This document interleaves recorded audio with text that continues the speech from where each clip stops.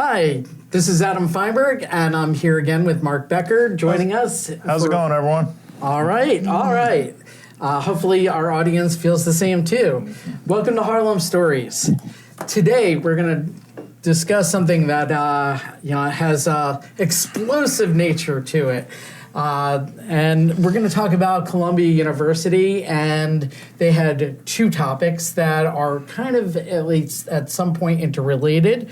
But we're going to talk about Columbia's forgotten nuclear testing lab. And of course, that couldn't have happened without the Manhattan Project. And then there's been an offshoot and a recent update, in terms of some of that as well. So today we're going to discuss over here that many New Yorkers know that Columbia University is one of the largest private landowners in the city, along with, of course, NYU. They both own roughly very close to the same amount of space, about 14 million square feet of office and classroom space and other, usable space. However, with NYU kind of much more spread out, Columbia owns a rather large portion of the land in Morningside Heights and now owns a large portion of Manhattanville. And, Manhattanville, we had a whole separate episode on that. It plays a big part in the story, and there's a building that's been part of Columbia for a very, very long time called Prentice Hall. And Prentice Hall is part of that new campus, even though it's in an existing building. Prentice Hall is located on 125th Street, and Mark, I know we were discussing in past episodes, there was the McDonald's drive-through over there. Then there were a bunch of small, little warehouse buildings that have since been torn down. And then there's this very, very large, grand building next to that, and that is Prentice Hall. Prentice Hall has been reused more recently. I know... one of our hosts had actually taken a class there, within the acting world, and that was Robert. He had taken classes there, and he said, or at least spent some time there with the acting teams over there that are teaching in that building. It was originally constructed, that Prentice Hall, which was originally called the Sheffield Farms Pasteurization Facility and Milk Bottling Plant. Now, what's interesting is the vast majority in New York of milk in New York City went through these bottling plants in Manhattanville. With a large portion specific to this building. What years were this was it was constructed in 1909, the building, and it was in these early 1909 to, let's say, the early 30s or so that it was being used as a milk bottling facility. And, this whole area over here relied on a freight railroad and ferries along the Hudson. And you can actually still see, and Columbia was trying to preserve this as well, with their new campus expansion, evidence of the old freight railroad tracks that they preserved, ultimately. So there was so much activity going on there. There was Sheffield Farms, there was Borden Dairy, and there was a firm called McDermott Bunger. And between those three bottling companies, they controlled 61% of the dairy business in New York City. So all within a few blocks of each other, and they controlled 61% of dairy in the city. So pretty powerful over there. And as a result, they built the building to accommodate their highly specialized needs back then. The first floor accommodated horse-drawn wagons because, remember, this was 1909, and ironically, that area of Manhattanville also included, and I'm sure we'll probably discuss this in further detail at a later point, but there were two automotive plants in the area as well. One of them, I believe, was actually part of that Borden facilities.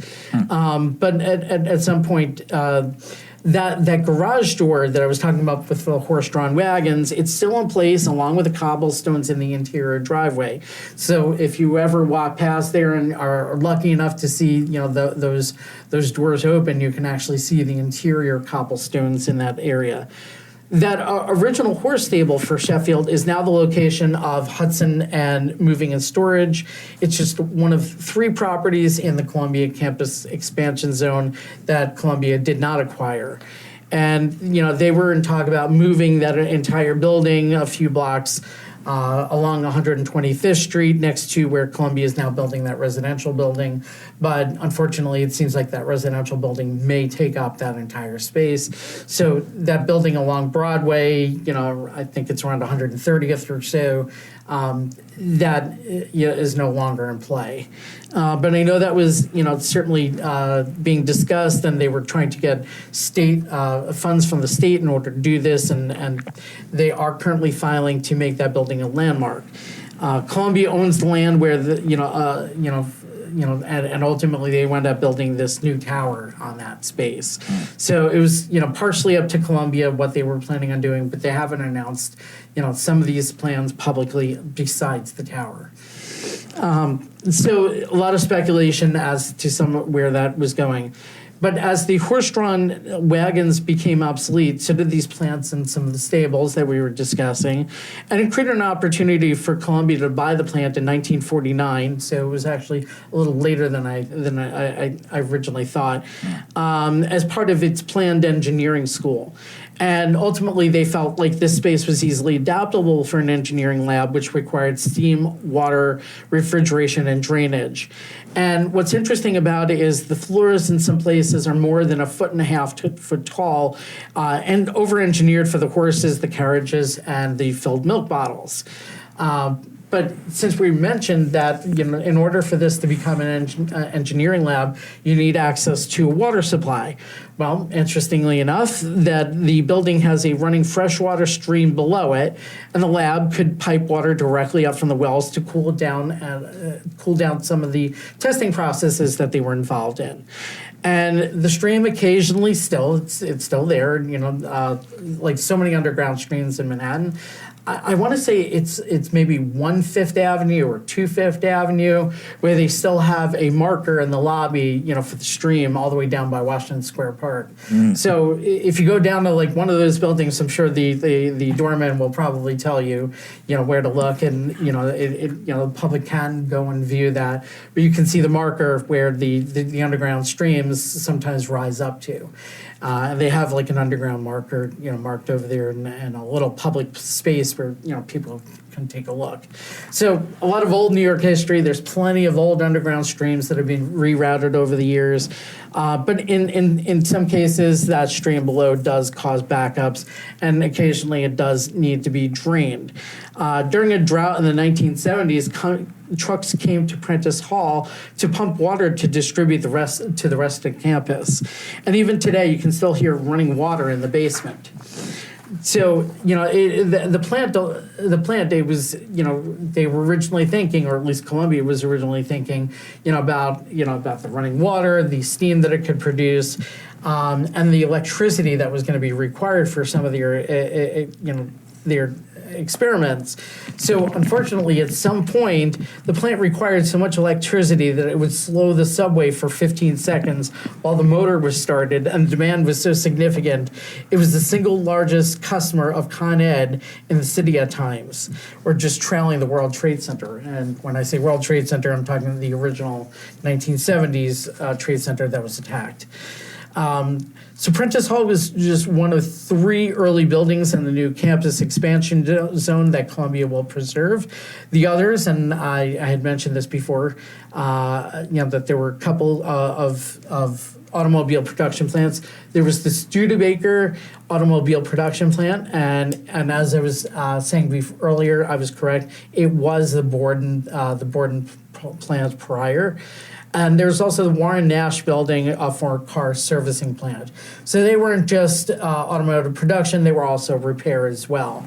I know there's pictures out there, filmed and video out there, early video, filmed out there by Thomas Edison himself. So I know that film out there actually exists. I've seen it only runs a few seconds, but I've actually seen that. So while all this background is interesting, it's probably not the reason why you're tuning into today's episode. I started talking about some really They're sexy tuning stuff. in to hear your silky smooth voice, Adam. Oh, yeah. So I was meant to be a radio host, but not really. But in any case, yeah, I mean, I'm sure that's not the real reason, but I think some of the background history was important to understand why, why ultimately it became a nuclear testing lab facility. So now we get into the spicy stuff. Prentice Hall was operational, and Columbia, along with its purchase over here, in 1953, it functioned as the School of Engineering and Applied Science. The dean is kind of relevant in this situation, John R. Dunning, and he was a key member of the Manhattan Project. And we'll get more into the Manhattan Project later on. Mm-hmm. And yesterday's update on a spinoff of that, which was the Doomsday Clock.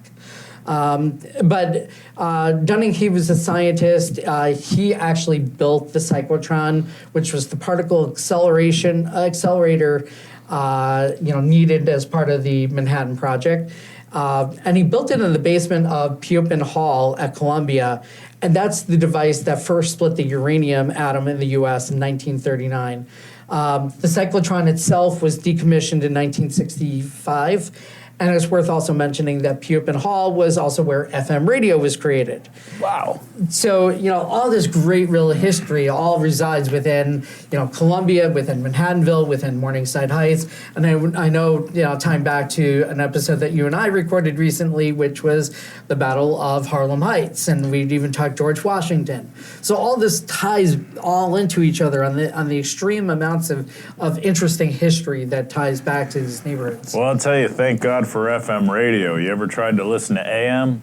It's nothing but Spanish music and maybe an occasional orchestra, some Beethoven. I can't listen to rock and roll on AM, so I'm glad they founded FM radio. Listen, I'm a rock and roll guy, but every once in a while I do enjoy some classical, and Spanish music is not my choice, but hey, it's going to be somebody else's, so sure. We don't want to downplay AM either, but yeah, I prefer FM. No, I don't mean to hate on AM. All right, well, it just gives you an idea of that, but the cyclotron, and this is really interesting. It was in the basement of Pupin Hall.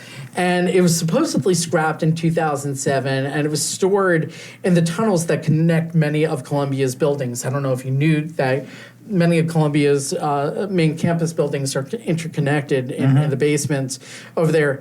And that was an aspect, and we'll probably have an entire episode on the Columbia campus buildings and the history of the asylum that was there predating Columbia University's home there.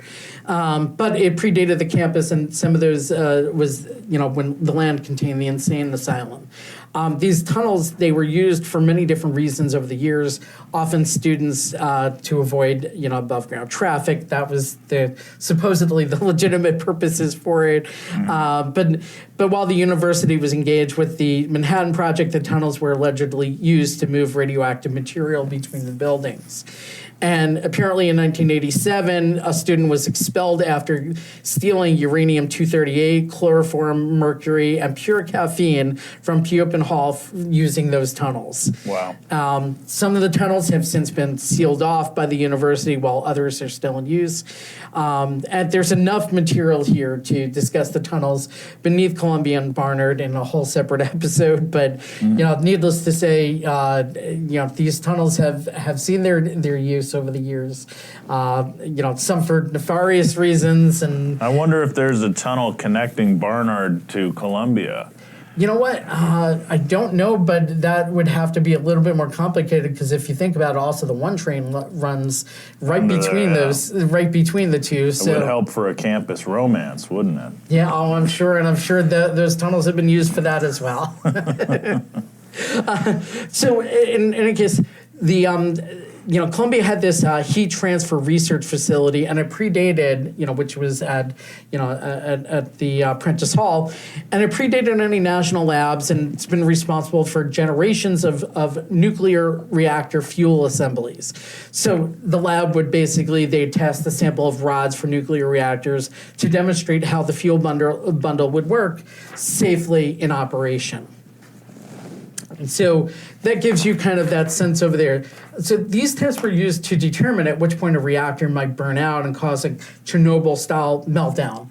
So kind of scary to think that, like, in Manhattan, that this nuclear lab testing is happening, but obviously they're using all the right protocols and information. They're testing in the right kind of facility, even though it's in a highly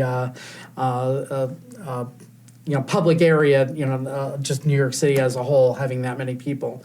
But the lab first operated under Atoms for Peace program started by President Eisenhower in the 1950s. Most of the testing done in this research facility were for industrial project, more like civilian nuclear power companies, Westinghouse. But the lab also supported U.S. government testing for nuclear subs in the Navy and other government reactors. They've since closed the testing facility since 2004, and it's now home to the School of the Arts and the music department at Columbia. And even though it was ultimately shut down because it wasn't the most economical, it was still profitable for a very long time. And ultimately, Columbia determined the space would be better used by other programs within the university since it was so space constrained. And most of the areas that were being used in the nuclear testing lab facility component, they've been closed off, they've been locked up, and haven't been repurposed in all these years. Now, the other aspect that's worth mentioning, and this was just in the news yesterday, so again, we want to kind of keep our listeners, up to date on timely aspects. I'm sure most people have heard of the Doomsday Clock project. It was previously at 100 minutes to midnight representing the end of humanity. So kind of a dark topic there. But the Doomsday Project was actually created as an offshoot as a result of the creation of nuclear weapons. And ultimately it was some of the same scientists that were part of the Manhattan Project. It just got updated from 100 minutes to midnight down to 90 minutes to midnight. But being that we're talking about nuclear weapons, what's the justification for that? Justification is actually really simple on it.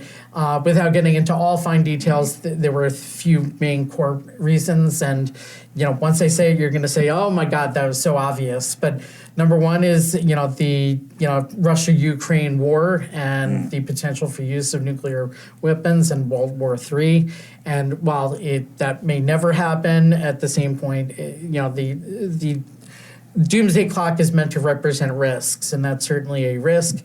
Climate change, certainly as well. We've been seeing that. Not every government is taking that as seriously as they should or investing the way that they should to account for it. And finally, the third major reason in that was it wasn't necessarily just COVID on its own, but the reactions from the public and the governments, on how we should handle public health crises and biological threats you looking forward. And being that there has been so much disinformation out there, they're considering that to be a risk going forward. I'm going to create my own clock.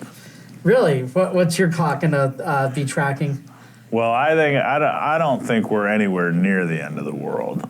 I think we've got a long time to go. So I don't know. I like the REM version. It's the end of the world as I know it, and I feel fine. So I'm sorry, you were saying? Well, I just don't know if we're. There have been so many points in history where people have said the world's coming to an end, and it hasn't yet. But I'm only 47, so we'll see what happens in the next 47 years. Yeah, I think we're going to have our challenges. Hopefully, I'm of the opinion that I'd love to see science really take a larger role in solving some of our problems.